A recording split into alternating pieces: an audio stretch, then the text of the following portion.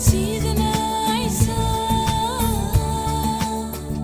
بفتشيني للعمر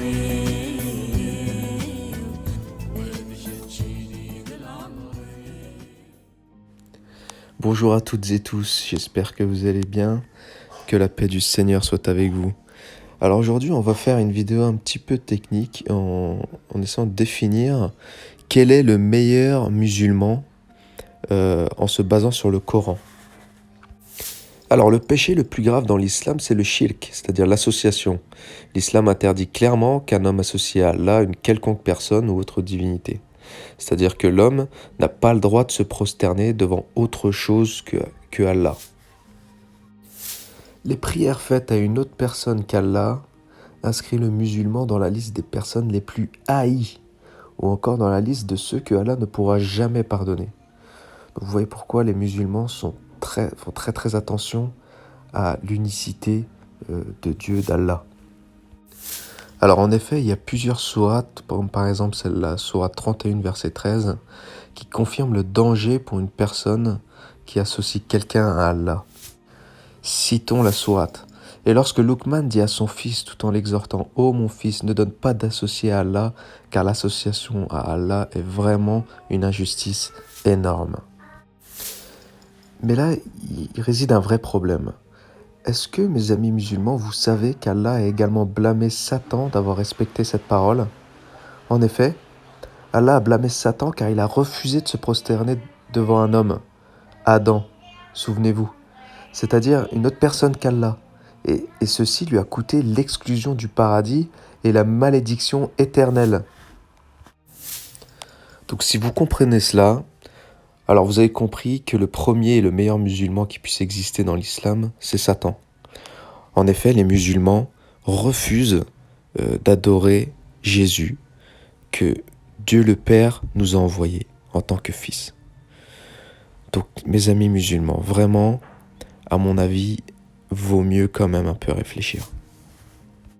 Est-ce que vous saisissez un petit peu plus la posture de l'islam et du Coran notamment ? Satan est devenu Satan car il a refusé d'adorer une créature. Et pourtant le Coran demande également de ne pas adorer une créature. Et pourtant, d'après le récit coranique, Allah a pourtant chassé Satan pour avoir refusé de se prosterner devant Adam. Alors lisons maintenant la sourate 7, versets 11 et 12, pour mettre en avant plus précisément l'ambiguïté profonde qui règne dans le Coran. Alors je cite la sourate, « Nous vous avons créé, puis nous avons donné une forme, ensuite nous avons dit aux anges, prosternez-vous devant Adam. Ils se prosternèrent tous à l'exception d'Iblis, qui ne fut point de ceux qui se prosternèrent. » Verset suivant, Allah dit, « Qu'est-ce qui t'empêche de te prosterner comme je te l'ai demandé ?» Il répondit, « Je suis meilleur que lui, tu m'as créé de feu, alors que lui tu l'as créé d'argile. » Donc dans ce verset, il est très clair que Allah demande à des anges de se prosterner devant une créature, on est bien d'accord. C'est un homme. Devons-nous comprendre qu'Allah amène donc les anges à pécher ? Est-ce qu'il n'y a pas là une grande contradiction ? Donc verset suivant, Allah dit à Iblis, « Descends d'ici, tu n'as pas à t'enfler d'orgueil ici. Sors, te voilà parmi les méprisés. » Dans les versets suivants, Satan demande à Allah un délai. Allah lui dit, « Tu es de ceux à qui le délai est accordé. » Puis Satan répond, « Puisque tu m'as mis en erreur, je m'assoirai pour eux sur ton droit chemin, puis je les assaillerai de devant, de derrière, de leur droite et de leur gauche, et pour la plupart, tu ne les trouveras pas reconnaissants. » Allah lui répond alors, « Sors de là, banni et rejeté, quiconque te suit parmi eux, de vous tous j'emplirai l'enfer. » Donc moralité, tous ceux qui vont suivre Satan iront en enfer. Et la seule chose que Satan a fait, c'est de refuser de se prosterner devant une créature. Et donc par orgueil, les musulmans refusent également comme Satan la divinité du Fils de Dieu, qui pourtant nous a dit que nul ne vient au Père que par moi. Je vais terminer par cette image que j'aime beaucoup, pour illustrer un petit peu la situation dans laquelle sont les musulmans. En effet, ils sont comme un oiseau dans une cage, avec l'islam étant la cage. Et malgré que la porte de la cage soit ouverte, malgré la bonne nouvelle qu'est l'évangile, malgré le beau message de Jésus qui les invite à croire en lui pour accéder à la vie éternelle, eh bien les musulmans sont comme cet oiseau en cage. Ils sont terrifiés.